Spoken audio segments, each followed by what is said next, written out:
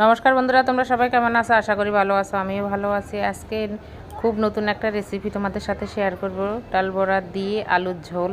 তো সঙ্গে কয়েকটা সয়াবিনও দিলাম। তো এখানে বাটা মশলা, আদা জিরা বাটা মশলা আছে, আর সঙ্গে টমেটো দিয়ে দিলাম, আর ফোড়নে দিলাম পাঁচফোড়ন, তেজপাতা, শুকনো লঙ্কা, সাথে একটু টমেটো দিয়ে খুব ভালোভাবে মশলাটা আমি কষিয়ে নিলাম।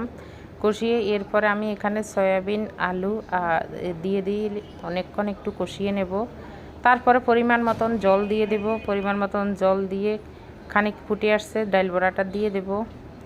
তো আমার পুরো ভিডিওটা যদি দেখতে তোমরা চাও তাহলে কাকলি রানী কিচেনে পুরো ভিডিওটি তো ওখানে তোমরা পুরো ভিডিওটি দেখতে পারবে। আমি ছোট্ট একটা রিলস ভিডিও এখানে দিলাম। তো তোমরা সবাই কেমন আছো আমাকে অবশ্যই জানাবে, আমার রেসিপিটা কেমন হলো সেটাও বলবে।